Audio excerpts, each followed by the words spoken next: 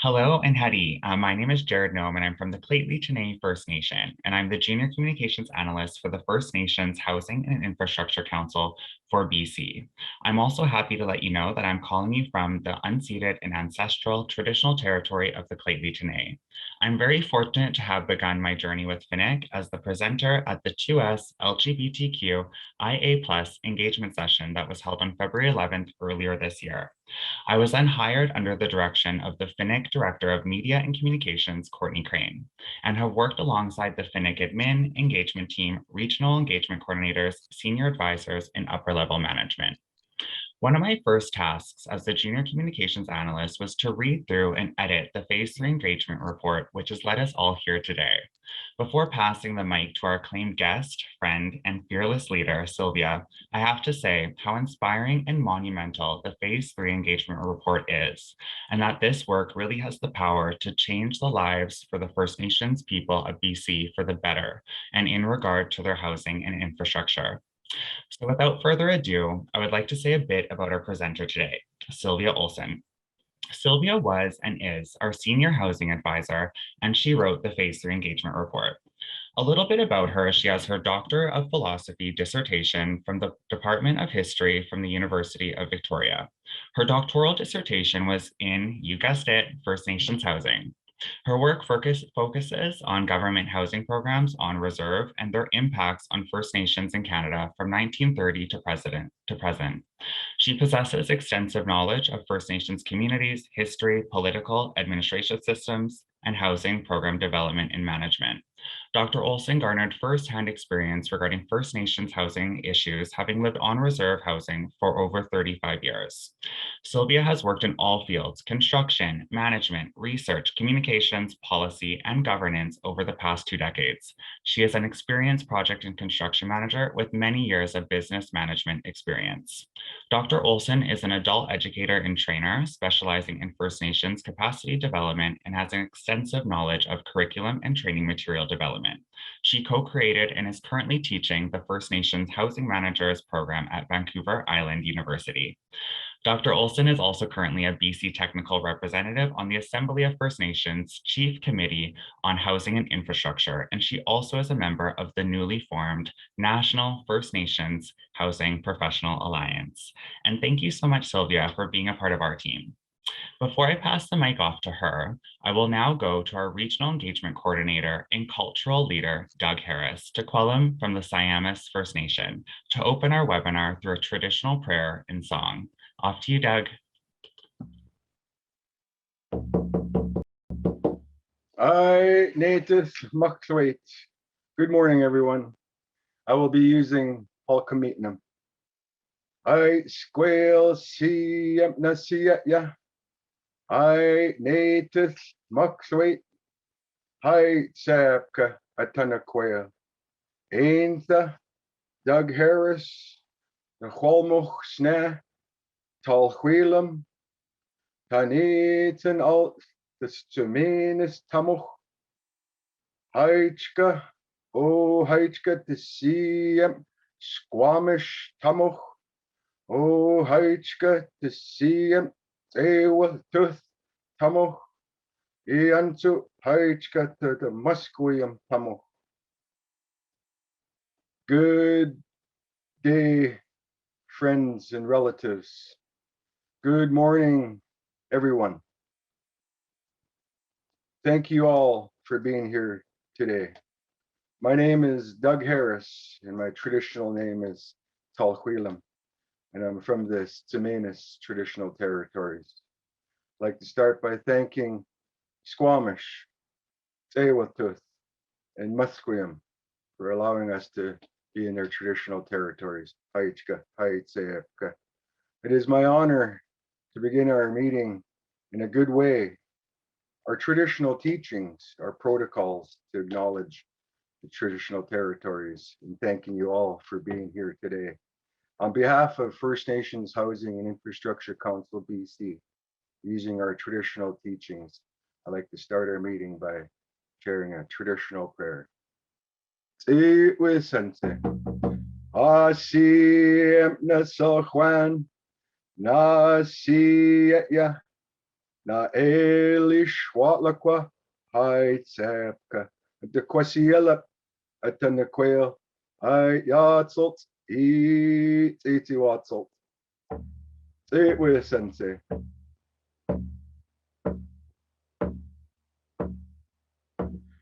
Si ya san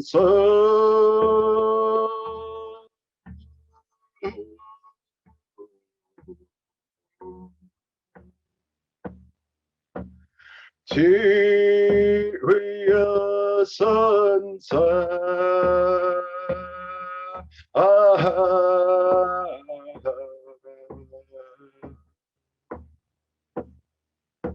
Nicht Tanashta. Oh, Syria sunset.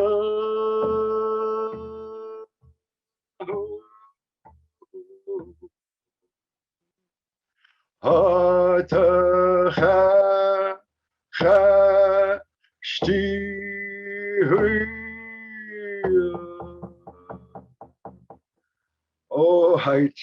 oh heichka tita siem atanaquel. Oh tita siem ni tichwami armest at the aish qualuan atanaquel. Oh tita siem ni hakush at the natamak qualuan atanaquel. E tamok square. Statlamster. Heichka. Oh heitzefka. Heitzefka. Thank you, Masi and Sachalia Doug, and thank you to everybody for joining us today. We wish you many blessings to you and your communities in which you belong and call home. If anybody has any questions, please type them in the box below and we will address any questions at the end of this webinar. Let's begin. Over to you, Sylvia. Thanks, Jared. I'll just put my screen up here just to make sure we can do that. And that all works well. Look at that, right? That's good.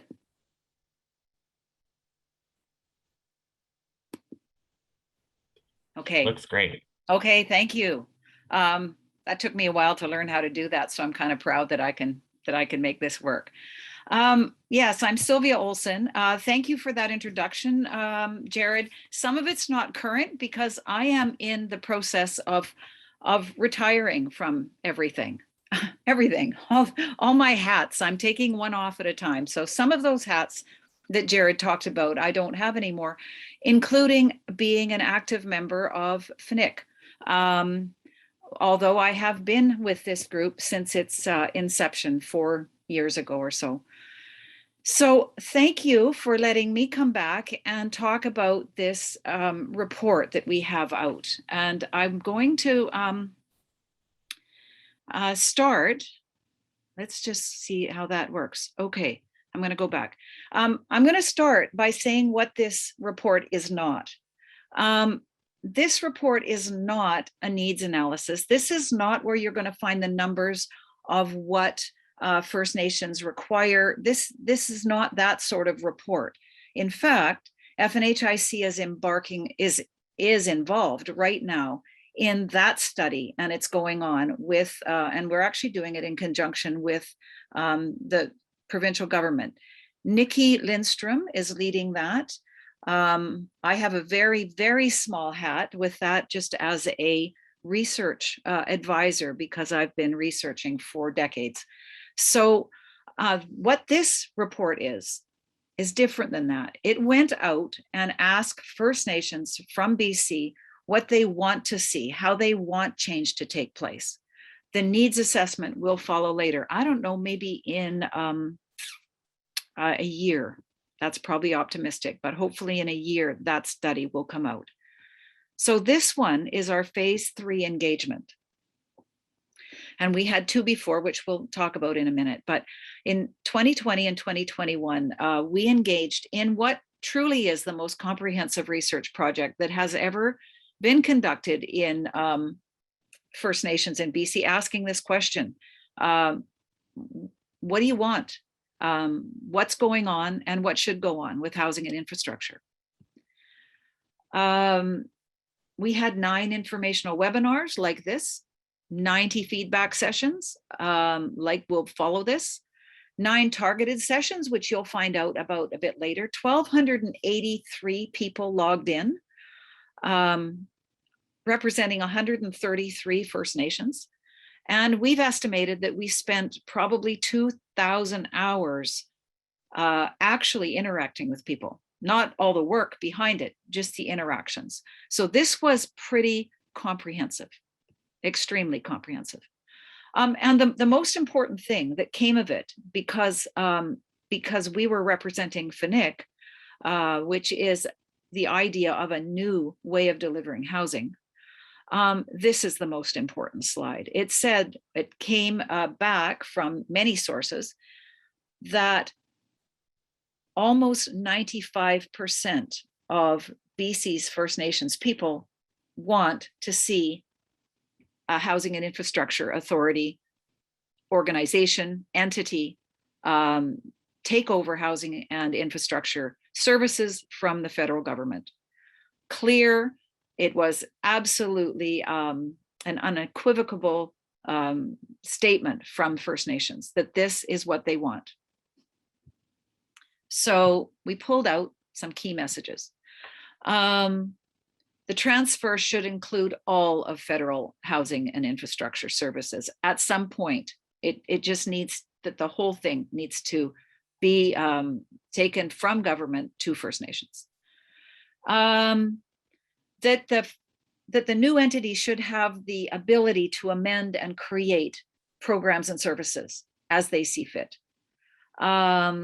And that these should be fundamental changes, that these should be legal and transformative change, not just rejigging what already is. People were pretty clear that they want a central advocate for housing and infrastructure in BC, not a whole lot of little entities all around the province, because what we have is the lack of a central voice that actually goes to bat for housing and infrastructure, that goes to bat for the services, for the overarching sector of housing and infrastructure. We don't have it, we've never had it. And the idea of a central entity that can do that was very well received. Of course, that it should be First Nations built for First Nations people. The other thing that was really clear, came up all the time, the key message was, we don't want to compete with each other anymore. We don't want to compete for services. We don't want to compete for attention. We want a much more collaborative delivery of services. So the vision, I can't actually read this screen, so we need to deal with that because the bank of pictures is right down the side. So if you can get rid of all the pictures except for me, that would be perfect. If somebody can do that, because I can't read this. And I won't be able to read lots of other ones because of this bank. And maybe, is that me? Is that me, Jared, or is that you that has this bank of pictures down the side? Am I looking at the wrong? Okay, that's better. I've just done it. Okay. Okay, the vision. The vision of FNHIC is to create a First Nations-led housing authority based on First Nations traditional values, principles, and governance. The key of vision is improve services, of course, and to enhance the lives of First Nations people, something that housing and infrastructure has not done over the years. We want, the vision is that it should be integrated, that it should be a community by community needs based. And we'll talk about that later because that's something we often say, but this engagement sessions that we did really showed how that housing will have to be implemented in a new way based on the difference and the uniqueness of each community.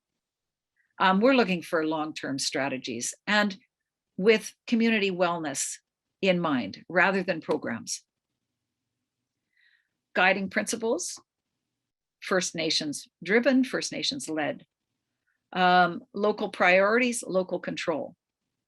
No one size fits all and no one left behind. Accountable, transparent, and trustworthy. I've said it before, it'll come up again and again, not competitive.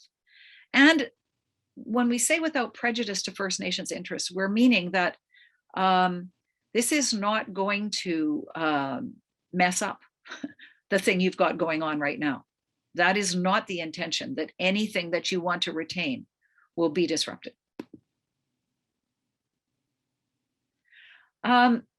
We're talking about an organization that is going to improve services, to continue what works, to make sure there's no rollback in resource allocation, but that there's new First Nations-based programs.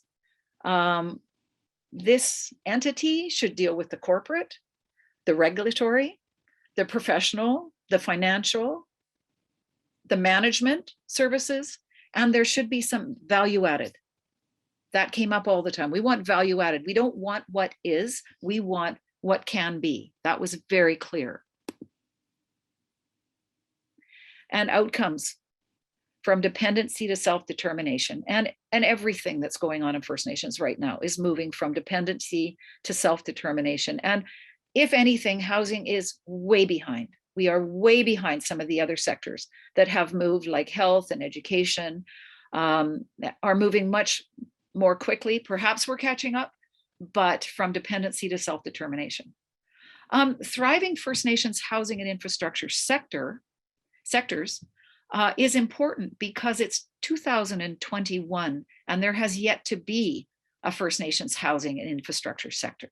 We don't even see ourselves that way. We see ourselves as little tiny entities, sometimes grouped with tribal councils, but little entities all over the province that basically have vertical relationships with funders and banks, etc. So the power that comes from a sector and the work that is done on a sector level is one of the things that constantly got brought up. And yet also looking at local solutions, all with the goal to improve housing and infrastructure. I'm going to go into some acknowledgements now because this, I'm here giving you this, but this is we are a group, a collaborative group, FNHIC, me now, post ex FNHIC. But I'll just say just a tiny bit more about me to acknowledge who I am, apart from that amazing presentation that Jared did. I am sitting in the territory of the WSÁNEĆ people, and I'm just out of Victoria, and I'm just up from the Salish Sea, which is as important to the Salish people, the WSÁNEĆ people, as is the WSÁNEĆ land, is the WSÁNEĆ Sea, the Salish Sea. The one thing that Jared did not say about me that should have been said is that I am Douglas's auntie. And that's a big deal.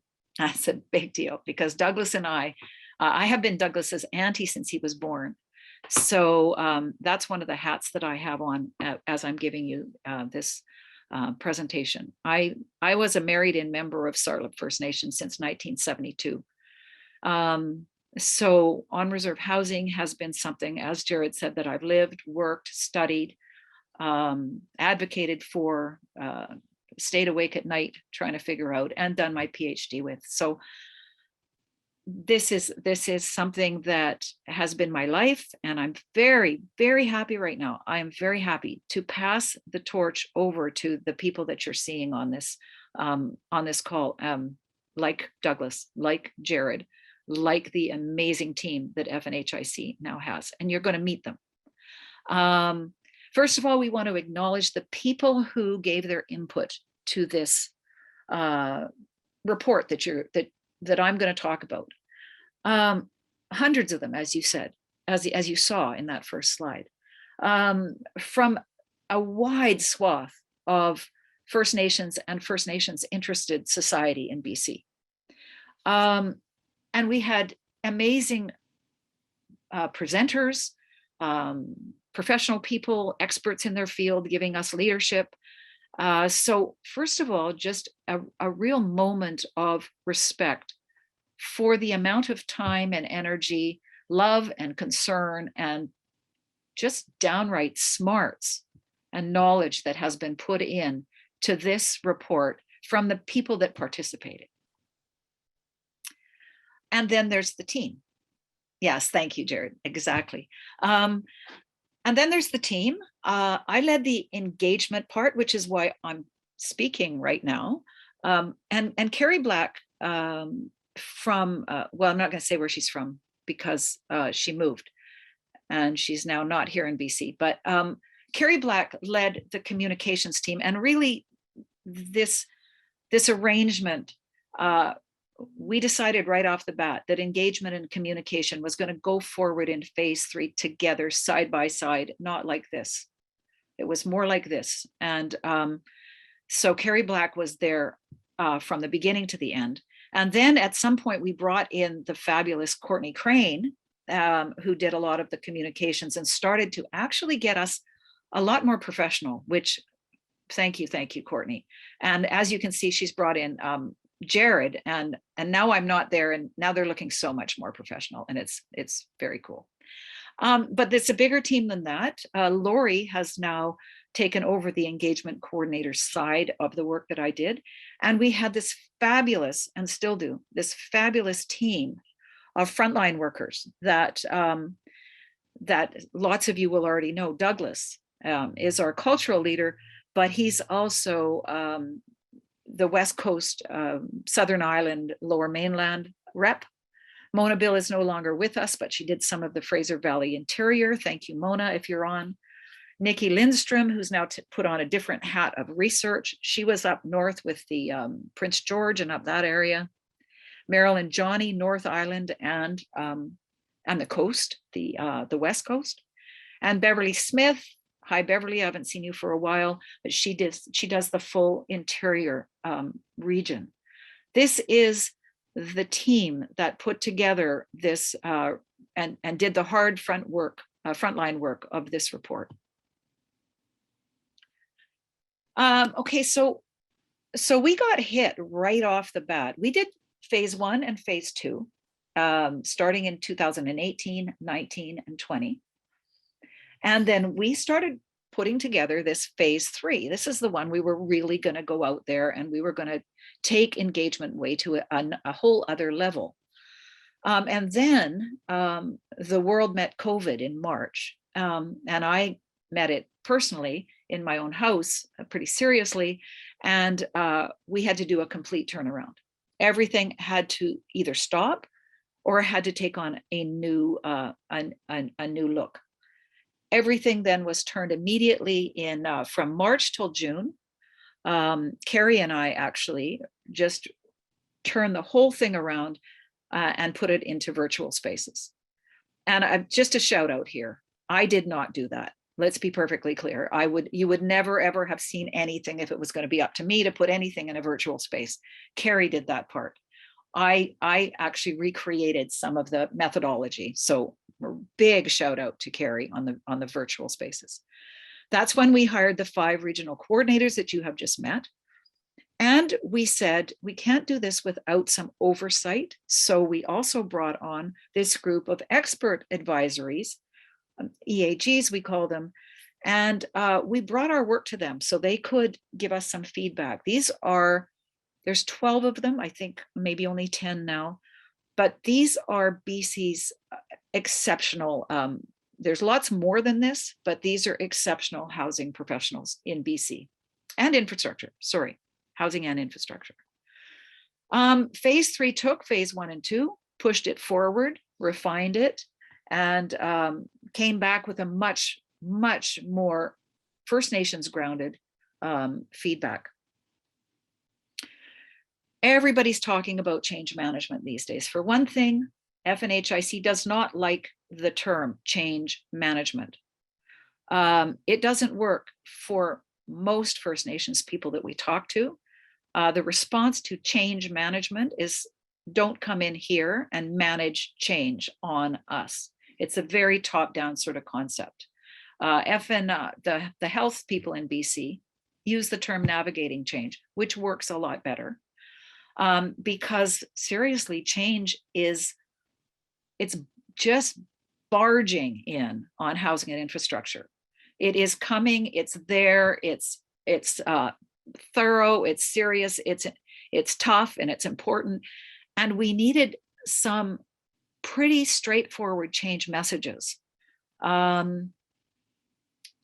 This shift that's going on is a significant step to self-determination. There are good reasons why this change is needed. Need anyone say what has been hasn't worked?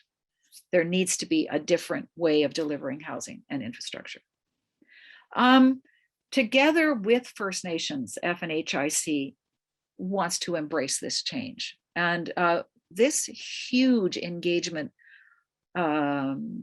process showed that FNHIC does not intend to do this on its own. It does not intend to impose. It intends to embrace First Nations and their direction. Change message, new practices, policies, and relationships must be put in place. We have to figure out how to do that. And the last one, it must be done a collective First Nations government as opposed to a collection of First Nations entities still all competing and vying for position against each other, but something that actually allows some collective mind to take place rather than such oppositional and competitive way of doing housing and infrastructure. So those are the messages, the change messages that FNHIC took on the road on this. We had heard those messages over and over and again from phase 1 and phase 2. So we felt pretty confident to take those messages on the road with phase 3. Most of you that have been around FNHIC for a while have seen these models. What could this look like? Here's in phase 2, we put numbers in front of you and got some feedback. Again, in phase 3, we put some models to people and got some feedback. And simply put, this is kind of what it looks like. Regional service delivery, but a central advocacy voice down there, the dark blue down there called Central Governing Office. That's where the sector will get built. That's where the advocacy will take place. The regional service deliveries will be where the front line meets First Nations. Then there will be an overarching governing board of this, or governing system of this. We'll have a board of directors from all across the province. It will have a technical advisory committee so that this organization is fueled hugely by both technical and traditional knowledge, the knowledge keepers. Knowledge is important.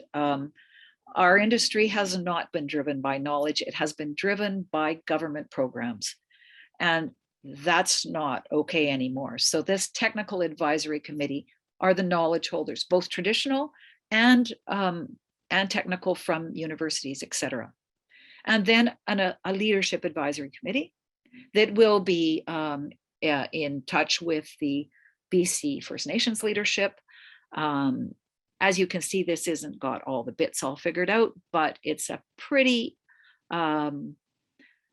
easy thing to look at and to understand. A centrally governed authority, but that is driven by the regions and by the First Nations. And you see these other sort of brighter blue circles. Self-governing First Nations, treaty First Nations, tribal councils, regional housing and infrastructure providers. We have a complex housing and infrastructure situation with a lot of moving pieces in BC. But there is a way to create an organization where these will not be eliminated. These will be maximized. These will be now able to actually do work in a much more effective way. That's the vision. And that's what came from the engagement feedback. I'm going to go through fairly quickly some of the survey results. I've said this before, the left top, it should, the new authorities should include services to all First Nations. Oh no, I haven't actually said this. Wherever they live on or off reserve lands. We did quite a bit of engaging with that question. Is this just on reserve? Is this on or off? Very strong response that 66 and 17 say it's important. Preferred role of elected First Nation leadership, or SIP as it says here, very strong feedback that it should be advisory, but there is a group of First Nations who want the leaders to be in decision making as well. Perhaps not the full decision makers, but in the decision making role. And this is the one that I've showed you already that I pulled out because I think it's the most important, is 90-something% say yes to a creation of a housing and infrastructure authority. But what's really interesting that we find out when you do research is that you ask a question one way and it says one thing, you ask it a little bit different and it says it some other way. So that one says, do you want a housing and infrastructure authority? This one said, how important is it that First Nations control their own housing and infrastructure? And it's much, much, much higher. It's basically 99% say First Nations should control. So what we have here is we have the question, then how should they do it? What is the best way for them to do it? And that's part of those questions. That's part of the backgrounder for people responding to those questions. Tons of people took part. Here's some just visuals, just to show you that we had 9 sessions. Here's the numbers. The orange are the feedback sessions, the blue are the webinars.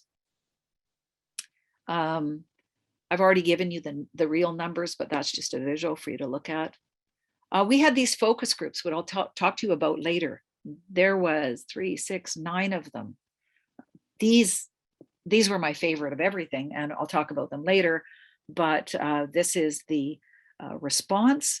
It was amazing, and these were not looking for the big numbers. These were looking for the drilling down, for the details. So the invites to these sessions were less broad. So the community size, we thought this was interesting. It's not so interesting, I don't think, right here, but it shows that FNHIC is not looking at First Nations in BC as all the same. We really realized that there is a vast difference between First Nations that have 50 members and First Nations that have 1,200 members. And we are starting to, or FNHIC is starting to analyze its data through that lens, a really important lens, particularly because BC leads the country by a long shot in how many very small First Nations there are here. And that's an important thing when you're talking about housing and infrastructure delivery. This is who the people were, mostly from housing field, infrastructure, admin, and leadership, most of it. Some people didn't wish to tell us. And I'm not sure who the other is, but I think they are people in the broader industry or government. And here's those numbers shown in a little bit different light. So we had a wide range, but this engagement was very strongly represented. The feedback was represented from First Nations, for sure, and from leadership, administration, and management, housing and infrastructure management. So those 9 sessions that you saw over there in that slide, I'm going to just briefly tell you some of the recommendations that came of it. Um, they were amazing. They were, and that's I think the right use of the word amazing, because there were so many people in this province dedicated to giving feedback with one reason in mind. They want something done about it. And I think that needs to be kept in mind. We didn't just go out there and ask people all this and then file this in a corner. This feedback is actually the material that FNHIC will use as they go forward. So the housing session, some of the recommendations, full control, as I have said earlier, with accountability. There was a lot of talk about accountability. Transferring all the programs, not just, we're not just taking over Section 95, but a full delivery of housing and infrastructure services. The regional hubs, as you said, and a big concern. People do not want an interruption of service. They want this as smooth as possible. And really important, this last one, new performance measures. Right now, I was a housing manager for years. All of us out there that have been housing managers know that you've succeeded when you've filled in your government reports and got the check mark.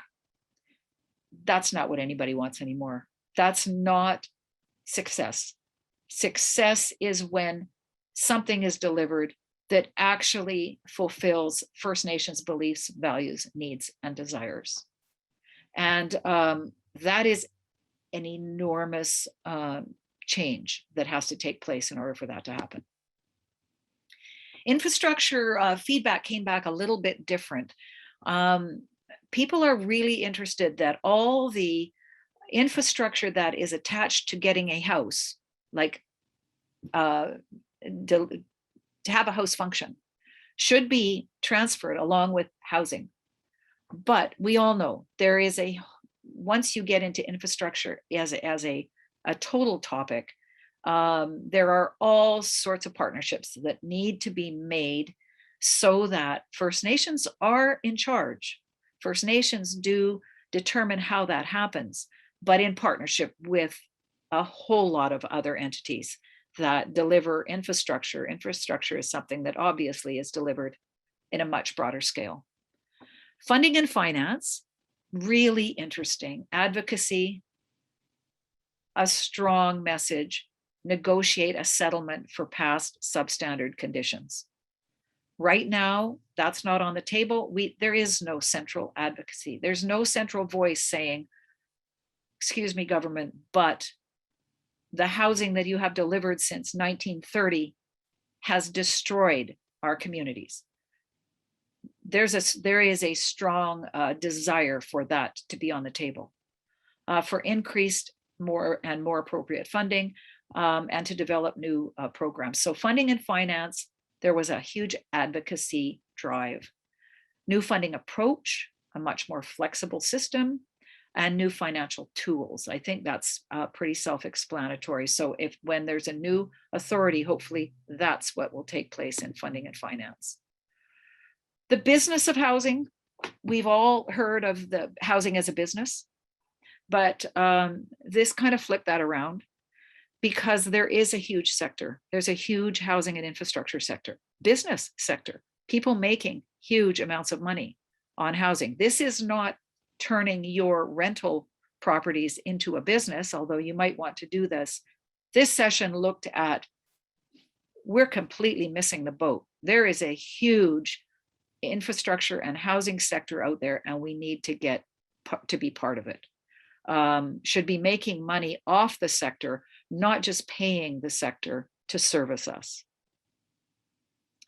You can read this after. There's lots more than what I'm saying. I don't know. I can't see what the time is. I don't want to go too long here because I want there to be some questions.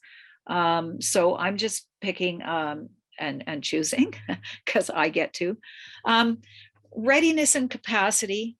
So a lot of this feedback came from housing and infrastructure managers themselves. And they have a lot to say. And in BC, there is a really, really strong cadre of housing and infrastructure managers. We are often seen not like that. We're often seen like that it's a needy field. But yes, there is a need for all sorts of things, like it says here, to have a group to have a steady income, to have available good training and education, to have a lot of support while this transition takes place. Yes, all those things are needed, but make no mistake, this is not a group of needy people. This is a group of powerful, smart, single-handedly changing their communities and helping their communities get better housing and infrastructure in the organization or the model we have right now. So what happens when you take a group of really super capable people and say, okay, we're gonna make some change? They know what they need, and what came of this is that we need to just listen to them. We did, and this has come up. I've actually covered this. How do you build a First Nations authority? A big fear. How many people told us, and I'm sure some of you are on the line here, that you wagged your fingers at us and said, "Don't you dare create something that is just a reproduction of what we have right now. Don't you dare, because we don't need that. We don't need what we've got now just headed up with First Nations people. That's not what we're talking about." So we got an enormous amount of feedback on this. How do you actually do it differently? And so, culture, knowledge keepers, but even more fundamental than that, just respect and better services. And this enormous, and it's come up since this engagement has been done, but the health field is saying, get rid of racism, just get rid of it. And that is now something, when we're looking at building a First Nations authority, is okay, that is a big part of going forward, is to address and deal with racism in the system all the way through the system, permeates the system. Okay, so those were and as you can imagine, when you read the report, there is 20 times that much there, and it's all there for you to see details of what people have said. But we realized that a big problem with the housing field in general is it talks about houses, and it talks about infrastructure, and it talks about delivery, and it talks about finance, and it talks about construction, with a codicil that's always after it. Oh, and this is for the people. Oh yeah, and this is for the people. But we realized pretty soon that we actually needed to talk to the people, because as you saw, the people who took part in those the previous sessions that I've just described were the professionals. They were people working in the field. No, how about people living in the field? So this is where we did these 9 sessions, call them sessions. And here are the stories that we got. What we called it inside the house. We went in and said, who's living there? Because what is the point? As a lot of the people said, don't you dare give us the same, only different. And we thought one way we could do that is actually to go inside the house with the people. We talked to women. These are divided up in slightly special interest groups, but they're not. Women is not a special interest group. It does, however, have specific things it needs to say about housing. And we just have the recommendations here, but Indigenous women, challenges to be housed both in their community, when they lose their right to be part of their community, in their married in community, and in towns, is extraordinary. So they came up with some recommendations. So there needs to be a database. You need to know where your women are. You need to know where your children are. You need to use women in terms of teaching around housing. Use housing to promote intergenerational communities and interdependence. So those were some of the recommendations that came from the session, where a whole lot of women gathered and talked about housing. As you can imagine, that was a pretty great session. And just as great, and some of the women came back for this, were the elders. What do we need in terms of elders housing? How is elders housing? Poverty was a huge topic in elders housing. Mobility between houses. We all know that. You get old, your family leaves, and there you are, and you need to be able to move, perhaps, or your house needs to morph. Wraparound services came up all the time. Wraparound services for elders. We have in First Nations housing on reserve not had the wraparound services we need for anybody, including elders. Intergenerational comes up, and universal design comes up. It's a term for how to build better houses for everybody, but certainly for elders. We talked to youth, and Courtney put this picture of this little foot, and this little foot, if there's nothing else you remember, you'll remember this little foot. And this little foot is, and I think maybe this other little foot's a little pigeon toe foot from this beautiful little set of legs. That is what it's about, right there. And the youth had, oh my gosh, you get a group of First Nations youth together to talk about housing, and you know that the future is going to be in good hands because they have a lot to say and a lot of recommendations. They don't want culture built in just for show. They want culture built in to use, to actually change things with culture. They want a youth commission. And I hope FNHIC gets one going pretty soon. They know the need to be educated about housing and how uneducated everybody is, including them. The youth are much, much more powerfully determined to talk about climate change and green and all things like that. This is, us old people need to listen to that focus, because they don't want housing to continue the way it has been. Community, hubs, lots of great recommendations from the youth. People with diverse abilities, amazing. This is where universal design comes in.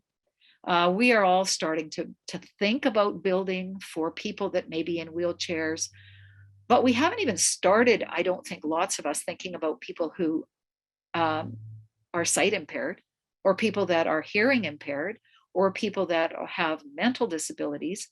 So when you think about, making your house in using universal design, it's much broader than just wider doors to the bathroom. It really super is.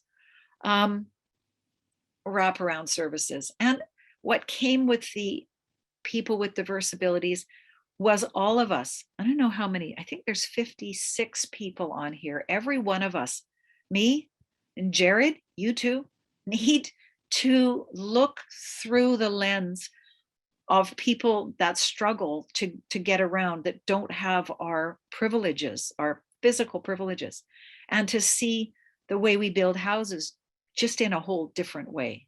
And this session really showed that to us. More of that in the report. Just about done, Jared. The 2S LGBTQIA session, Jared was the fabulous presenter with the fabulous Sakani. I think we all learned more from this session than any of the other sessions. We learned how desperately in need young Indigenous LGBTQIA people are in around housing, and how the absence of housing destroys many of their lives. Things came up from it like compassionate housing delivery that do not harm perspective, safe, supportive. You know, I've run construction sites, and I'm about getting that unit built. I'm about getting that unit built with enough bathrooms. No, way beyond that, way beyond that. We got to back up and look at housing.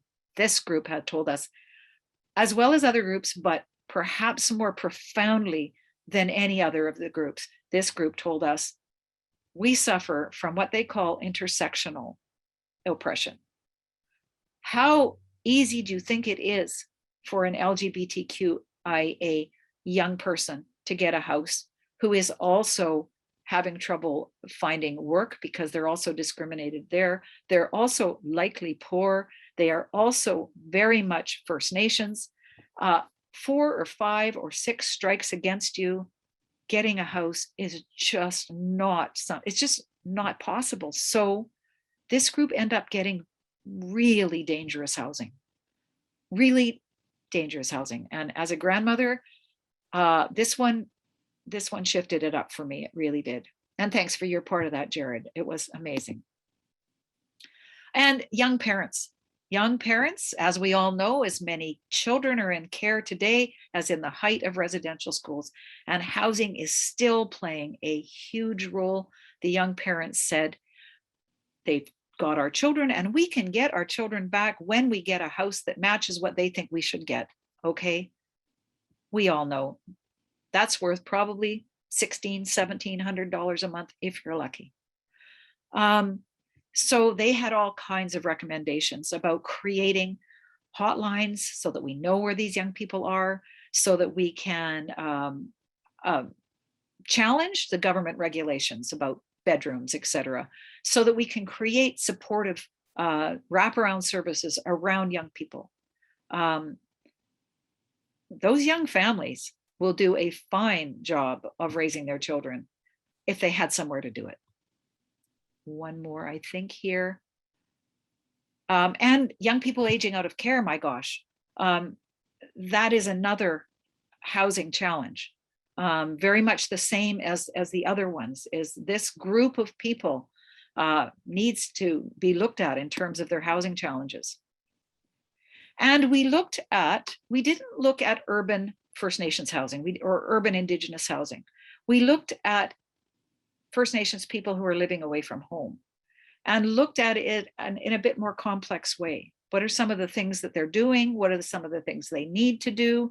What are some of the options that First Nations can do to bring those people back home? Maybe not permanently, maybe rental cabins, maybe bed and breakfast, so that the community can build on all its community members.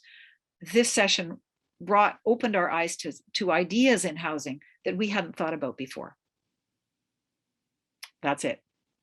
That is a race through a year and a half's worth of work, pages and pages of feedback. And this says what I said a little while ago. This engagement is not pretty, it's extremely pretty, thanks to Courtney and Jared. It's an extremely pretty presentation, but it is not to sit on the shelf, or even it's not even a coffee table presentation. This engagement was to set the strategic direction for a new housing and infrastructure authority. And it is to be used. That's all I'm going to say here. The feedback told us in phase 1, it wasn't as strong. In phase 2, it was stronger. In phase 3, First Nations were much more powerfully in agreement that what has been has to stop, what can be has to get some wheels, and First Nations have to do it. So that basically is a synopsis of what we did for a year and a half. And I think that's it. Oh, yes. And you can actually have a interactive discussion about all of this coming up here. Here's the sessions that are coming up in different regions, but you can join any one of them that works for you. The regional coordinators will be putting this out there, and so will Jared, so will Courtney. And please come to these engagement sessions so that you can then give feedback to the feedback. We need feedback to the feedback. So that's it, Jared. That's the report. Awesome. Well, thank you so much, Sylvia. I really enjoyed the presentation today, and I hope that everybody on the call did as well. So thank you so much for presenting. Thanks to the entire FINIC team and to everybody working in the back end to produce this webinar today. And again, thank you so much to everybody who's attending. Courtney's gave information about how you could access the slides as well as the recordings later. And then with that, I think we would just like to remind everybody to just go to our upcoming engagement section, upcoming events section of our website to just register for upcoming engagement sessions. The dates are just here for you on your screen.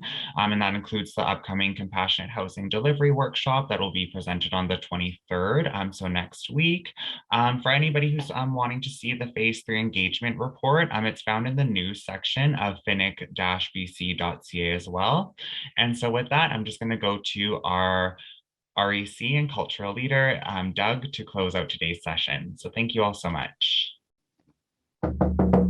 Oh, Haichka, Haichka, Haichka.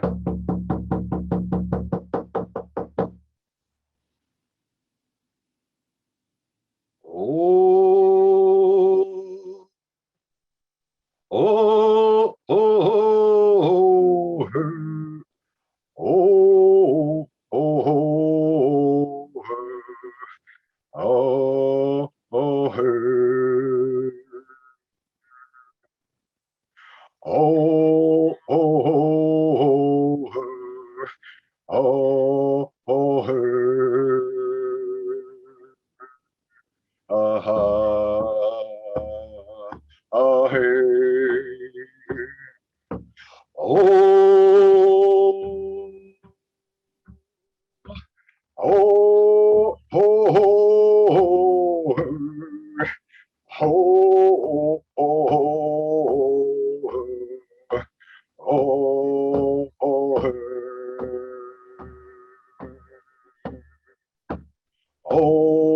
oh, oh, oh, oh,